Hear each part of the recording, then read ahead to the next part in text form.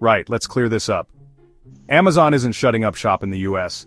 Despite what you might have read or heard, the company is still very much operational within the United States. You might have seen some alarming headlines, but as of today, May 26, 2025, there is zero credible evidence to suggest that Amazon has ceased US production. These headlines are often designed to grab your attention and generate clicks, rather than provide accurate information. This isn't to say everything is perfect in global commerce, but the specific rumor about Amazon pulling the plug on American manufacturing, it's baseless. The company continues to operate its warehouses, delivery services, and other operations across the country. Sensationalist claims like these should set your internal alarm bells ringing. Always question the source and the motive behind such dramatic news. Consider the recent debunked story about Ford supposedly shutting down all its US production due to tariffs. That story was widely circulated but ultimately proven false. That nonsense was traced back to AI-generated videos on platforms like YouTube. These videos are often created to mislead and confuse viewers. So when a headline about Amazon doing the same thing pops up, structured similarly, be skeptical. Always verify the information from reliable sources before believing or sharing it.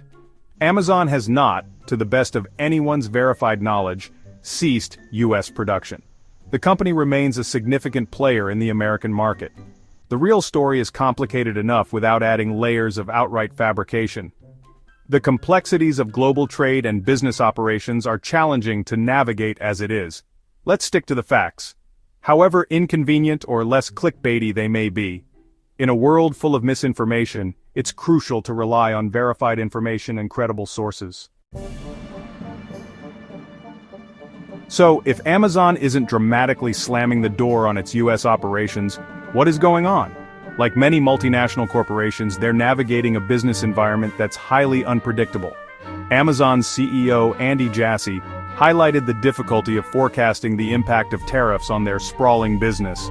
This uncertainty has led Amazon to issue soft guidance, meaning they're finding it challenging to give firm predictions about their financial performance. One major concern for Amazon is inventory, especially for big sales events like Prime Day and Black Friday. The ongoing tariff disputes, particularly with China, are causing significant disruptions. Retailers are worried about having enough stock to meet consumer demand during these crucial sales periods. While Amazon isn't packing up its US factories, it is grappling with complex challenges stemming from current and threatened trade policies. Now let's talk about the architect of much of this current economic chaos, former President Donald Trump and his enduring love affair with tariffs.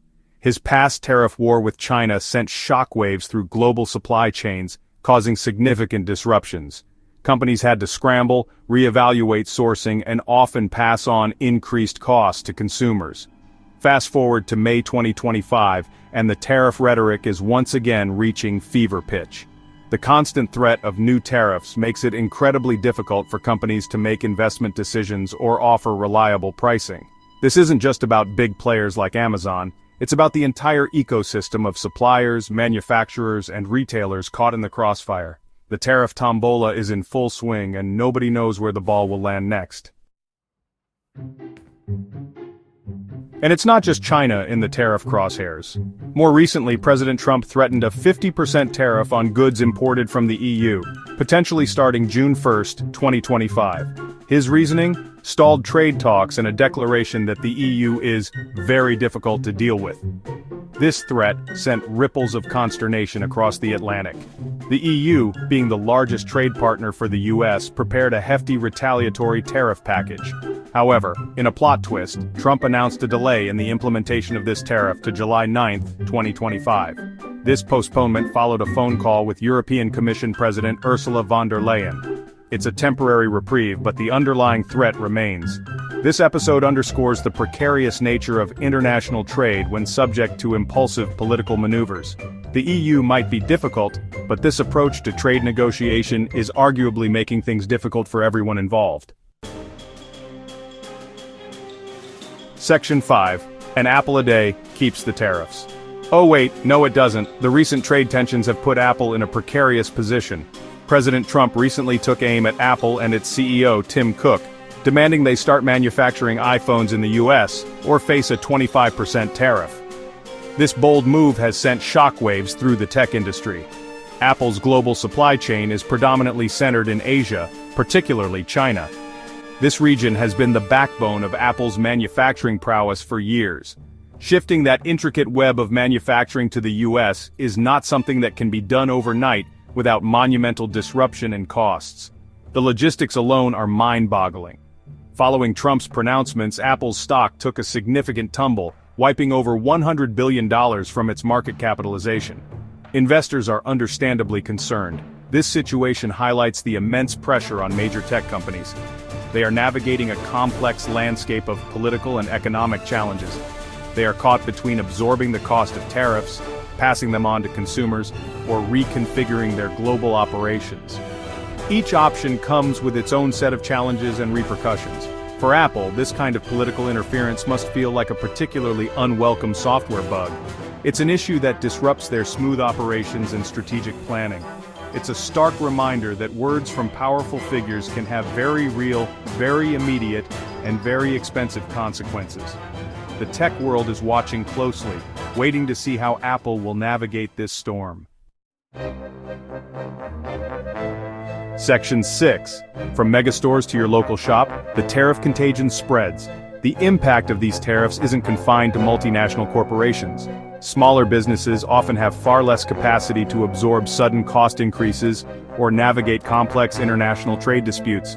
Companies like Eucopia and Colugo have had to halt production in China due to the tariffs, risking not having inventory ready for critical periods. Even behemoths like Walmart have expressed concerns about how tariffs will affect their operations and pricing strategies. The message from the retail sector is clear. These tariffs are causing widespread anxiety and disruption. Section 7. Supply chain snapping, or where the bloody hell are my strollers? The impact of these tariffs extends far beyond just the price tags you see in shops. It's fundamentally reshaping global supply chains. Retailers are struggling to keep their shelves stocked, and consumers are feeling the pinch as prices rise and availability drops. Manufacturing activity in China, a linchpin of global production, was reported to be at a 16-month low. Factories are facing delays and disruptions, leading to a ripple effect that impacts businesses worldwide. Holiday shipments from China to the US had plummeted by 53% compared to 2024 levels. This decline is causing significant concern for retailers who rely on these shipments to meet consumer demand during peak seasons. Businesses are desperately trying to diversify their sourcing, but shifting production involves finding new suppliers and establishing new logistics routes. This process is neither quick nor easy, and it comes with its own set of challenges and costs. The International Longshore and Warehouse Union has been critical of the tariffs, arguing that they harm American workers and the broader U.S. economy. They have been vocal in their protests, highlighting the negative impact on jobs and wages. The 30 days following early May were described as critical for trade negotiations, with hopes that some tariffs might be lifted to stabilize the supply chain. Diplomatic efforts are ongoing, but progress has been slow and uncertain. As we approach the end of May, that stability still feels frustratingly out of reach. Businesses and consumers alike are left wondering when or if the situation will improve, and what the long-term consequences will be for the global economy. Section 8. Dr. Frankenstein's misinformation monsters, now AI-powered. The proliferation of misinformation, particularly regarding companies supposedly shutting down U.S. operations due to tariffs, is unsettling. These misinformation campaigns are becoming increasingly sophisticated thanks to the misuse of artificial intelligence.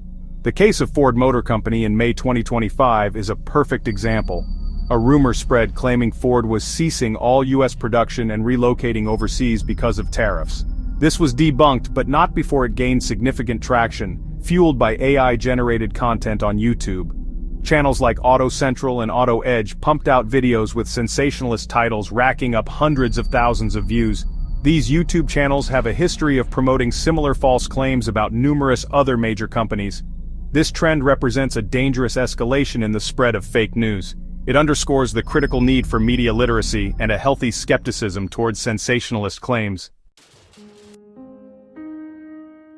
Section 9. So what have we learned, apart from don't believe everything on YouTube? Firstly, Amazon has not halted its U.S. production. Always check your sources, preferably more than one. Amazon, along with other businesses, is facing considerable economic turbulence due to aggressive tariff policies. The situation with the EU highlights the chaotic nature of current trade negotiations. The direct pressure on companies like Apple to re-engineer their global manufacturing footprint illustrates how political agendas can collide with business realities. Navigating this landscape requires distinguishing verified information from rampant misinformation. Stay informed, stay critical, and treat sensationalist YouTube videos with caution.